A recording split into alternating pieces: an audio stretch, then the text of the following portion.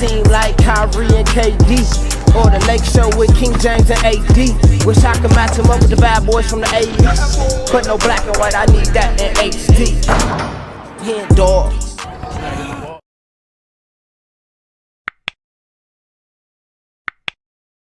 Yo, what's good, y'all? It's your boy HenDawgz, and we back to it. You know how we do it.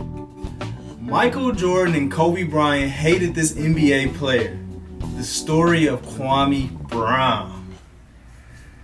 I really don't know how I want to word this video because I kind of got mixed emotions. For one, Michael Jordan and Kobe Bryant is two of my favorite NBA players ever. I mean, Kobe is my GOAT.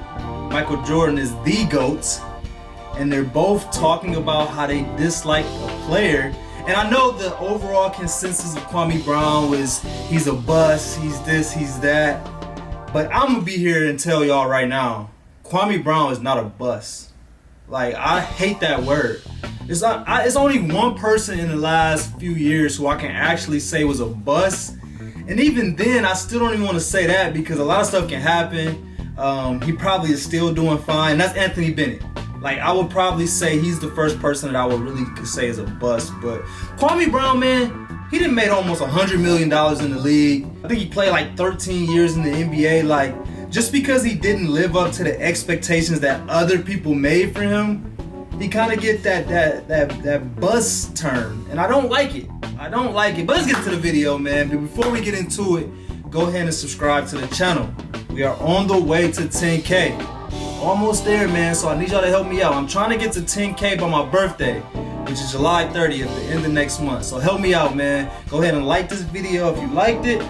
Go ahead and write something in the comments. Let me know how y'all feel about the whole Kwame Brown situation. And I see he be going back and forth with Gilbert Arenas, and it's just like Kwame Brown, I feel like just he has this bad cloud on him that he don't deserve. Like, he didn't say like, hey, y'all better make me be the #1 pick. Like, they just picked him with that, and then all these expectations kind of came with it that he didn't even ask for. But let's get into this video, man. We got Michael Jordan and Kobe Bryant hated this NBA player.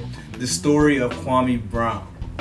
Let's get it. Kobe Bryant hated this NBA player right here. And in fact, he's one of the biggest, if not the biggest bust in NBA history. His name is Kwame Brown. So hey man, it's your boy YG, aka Ngala, and I'm gonna tell you how he became one of the biggest disappointments in NBA history. But before we get straight into that, make sure you like, share, subscribe, and hit that notification bell for the culture so you won't be missing any of my videos. And let's get to the vid, man. So we're gonna go all the way back to high school. This is where Kwame Brown was the best high school player in his class. They said he was a killer in high school.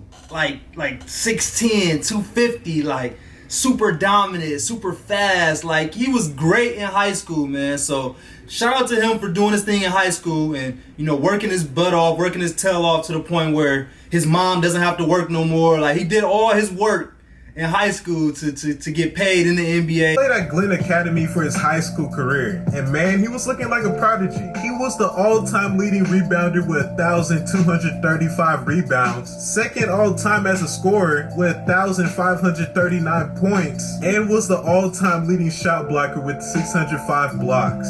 For his last year in high school, he averaged 20 points, 13 rebounds, 5.8 blocks per game, which is insane, 3 assists and 2 steals. He was on the 2001 McDonald's All-American team and was the high school player of the year. So it was looking good for him so far. And then he was getting ready to play for the University of Florida. But this is where the president of the Washington Wizards, Michael Jordan, decided to draft Kwame Brown as the first pick. And now looking back at it, I can see what Michael Jordan was trying to do here. Because knowing Jordan, he wants to be the best at everything. And he's a huge risk taker. So being his first year in the front office, of course he's going to try to find a generational talent or pull some type of big move to prove that he's the best at his role. And looking at Kwame Brown, who was the high school player of the year and a center, which was still a dominant position, why not gamble on him? That's probably what Jordan was thinking. And what gave him the green light to go ahead and draft him was when Kwame Brown told the Wizards head coach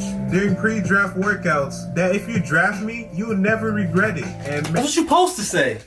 What is he supposed to say? I don't think you should draft me. I'm not that good. Like, he did what he was supposed to do. And I was looking at those other guys. It was Shane Battier, Tyson Chandler, and Eddie Curry.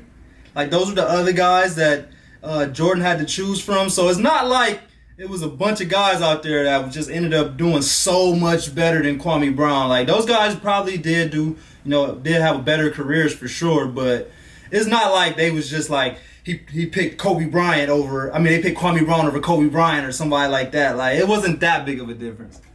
Man, that was the biggest lie ever told in NBA history. In Kwame Brown's first season, he averaged only 4 points and 3 rebounds, but he only played 14 minutes per game. So the Washington Wizards still had hope on him. And plus, he was only 19 years old. He still had time to develop. So in his second season, he actually did improve. He started in 20 games, his minutes doubled, and now he's averaging 7 points and 5 rebounds per game. Okay. So he just kept getting better. And for his third year in the league, this was sadly his best season. He averaged only 10 points and 7 rebounds, which was still an improvement, but this will be the last time he ever touched those numbers. And it sucks because he had a game where he had 30 points and 19 rebounds. Damn. So he did have potential to become a great player. And after his 3 years in Washington, Kwame Brown rejected a 5-year, $30 million contract offer. So he was going to be a free agent after his 4th season in Washington. And I kind of see why. Because if you made Michael Jordan come out of retirement, something was wrong. But Michael Jordan was so competitive that it almost seems like he hated Kwame Brown. But this was to push him to the next level. And Jordan's known for that strategy. He makes his teammates hate him so they can win. And if you watch The Last Dance, this should be clear to you. Experience their idol talking to him in any kind of way. Michael has never brought me to tears. Did he upset me a lot? Yeah. I mean, he's a competitor. That's what I think. It's much to do about nothing. So. And I kind of get why Michael Jordan would be on him. Like, Michael Jordan took that risk. You know, he was the person that said, I took a chance on you. So I need you to perform, so I get it. But you can't, it's only so much you can really put on Kwame Brown. Like, he's doing what he can do. Like, granted, if he's not working hard, if his work ethic is terrible, if he's showing up late, like, that's one thing. But to try to get something out of somebody that they don't have, like, you can't put that on him. Like, you can't put that on him. But let me know what y'all think about that. I'm not trying to make excuses either for him, but situations, like, it's a lot of stuff that goes into it. It's all about the system and the expectations. Like, just the whole fact that he averaged 4.5 points and they was like, oh my God, they was probably already labeling him a bust just then. But Kobe Bryant averaged 7 points in his rookie year because he was a 13th pick. Nobody cared. That's just kind of how I feel about the whole #1 pick situation. So many people want to make up stories about Michael Jordan that he could have been the greatest guy in the world. To me, they still would have made up something. So for his last season in Washington, he averaged only 7 points and only played 42 games due to injuries. Everything was going downhill for him. So he was traded to the Lakers and his reputation dwindled. The media labeled him as an underachiever. And when he played against the Washington Wizards at Washington, it was over 20,000 fans booing at him every single time he touched the ball. The Wizards ended up winning that game 94-91. So at the end of his first season with the Lakers, he averaged 7 points and 6 rebounds. And he shot 52% from the field. But after that, he was getting injured every single season with the Lakers. And Andrew Bynum took his spot. And even when Bynum was hurt and Kwame wasn't, when Kwame Brown was the starting center, it was just a huge disappointment for Laker fans. Like, he had more turnovers than rebounds. It was already bad. And listen to what Kobe had to say on how bad Kwame Brown was. This might be hard to hear a little bit, but listen closely every time they mention Kwame Brown. It was tough doing that year.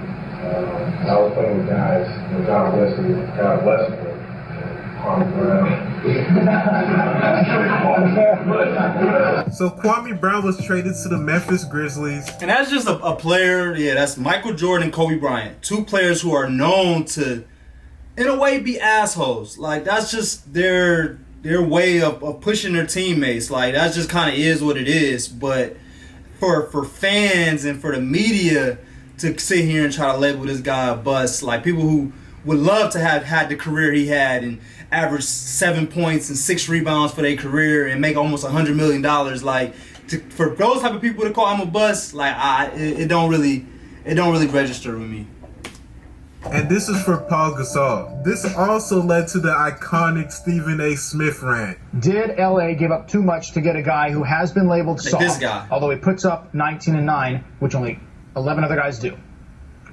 Is that a trick question? You tell me. They gave up Kwame Brown. Two Who first cares? rounders. I could care less. Tied into his salary for 4 First years. of all, understand something. When you're giving up first round picks, if you are a quality team in playoff contention, it really doesn't mean that much. That's number one. Number two, and more importantly, Kwame Brown is gone. The City of Angels, Hollywood, just should be celebrated. Throw a parade already, whether you win a championship or not. This man was a bona fide scrub. He can't play. No disrespect whatsoever, but I'm sorry to tell everybody the truth. The man cannot play the game of basketball. He has small hands. He can't catch the ball. He's got bad feet. He can't really move, even though he's mobile. Doesn't really know what he's doing. Doesn't have a post move that he puts to memory that he can do 2 times in a row. He has no game whatsoever. Plays no defense. Doesn't have the heart, the passion, or anything that comes with it. And you're asking me whether they gave up too much? Please, the Lord. See, like, that's just too much. That's too much. And the only reason why he's talking like that is because Kwame Brown was the #1 pick. Like, if he was a second-round pick doing all that, he would not be disrespecting him the way he is. So sometimes being that #1 pick or just being a person with super high expectations, like, that could really hurt you. And then that's what it did for Kwame. Los Angeles Lakers knew exactly what they were doing. They should be celebrating right now, and Kobe Bryant should not be saying a word. His contract comes off the books, and as you know, in the NBA, it's all about contracts. So Memphis now gets a lot of cap relief. No, it's not all about Contract comes off the books. Yes, that is true, but it's not all about contracts. It's all about contracts. If you're a scrub team, if you're a team that has Kobe Bryant on it, looking for another piece to that championship puzzle, then it ain't about contracts. It's about players. Is Powell another piece? Absolutely. With Kobe Bryant, Andrew Bynum, Derek Fisher, Lamar Odom. Understand, the Los Angeles Lakers did not give up Lamar Odom. They did not give up Andrew Bynum. When they were in pursuit of Jermaine O'Neal, these are the pieces that the Indiana Pacers were asking for. When they were searching around the place all over the league to find something that would appease Kobe Bryant, everybody said Odom or Andrew Bynum. When the Minnesota Timberwolves were talking about moving Kevin Garnett, again, Bynum and Lamar Odom's name came up into the equation. In this particular instance, you keep those guys. You still have Fisher with Jordan Farmar. And on top of all of that, you give up Kwame Brown? Please, there's nothing to think of. That's who they should be talking bad about. I mean, obviously, it wasn't at that time. He didn't do what he did wrong. We had Marc Gasol. Wow, I didn't know that back then. But Javaris Crittenton, I just did a video on him. I'm gonna post it up here. But he's the guy that's wanted for murder. He's in jail right now for murder. He killed a woman on accident. I mean, I think he was trying to shoot at somebody and he ended up killing a lady. So that's the bad person right there, not Kwame Brown. About. And we got 2 championships out of it. After that, he would jump on multiple teams. I'm talking about from the Grizzlies, the Pistons, the Charlotte Bobcats, the Golden State Warriors, and the Philadelphia 76ers. He was basically playing till he got cut from the league. And it's actually kind of shocking that he managed to stay in the league for 13 seasons. So you have to give him props for that. And at the end of the day, he did make $64 million from the NBA. So he did have his moments. And I don't think he was the biggest bust in the NBA. I think it's Anthony Bennett. Right. Man, we'll save that for another video. So Kwame Brown just one of those players that just needed college experience, or just somewhere where he could have developed. Because if he would have went to the regular process of going to college, then to the NBA, I think he would have been a great player. So guys, I hope you enjoyed the video, and tell me who you think is the biggest bust in NBA history. So make sure you like, share, subscribe, and show love to the YG gang, and I'm out. Hope y'all enjoyed that video. Make sure y'all subscribe to the channel if y'all haven't already. That was kind of exaggeration. I don't think Jordan or Kobe hated him. They just are those type of leaders that's gonna get in your ass no matter if you're Kwame Brown, Lamar Odom. Like, you can even make a video saying Kobe hated Pau Gasol because he was in his ass a lot. Like, pause. He was talking shit to him a lot. But I don't know, man. Let me know what y'all think about the whole Kwame Brown situation. Do y'all think he was a bust? Do y'all think he was the biggest bust in NBA history? Because like I said, like how he just said at the end, Anthony Bennett, that's who I believe is too. But I appreciate y'all for watching, man. We out.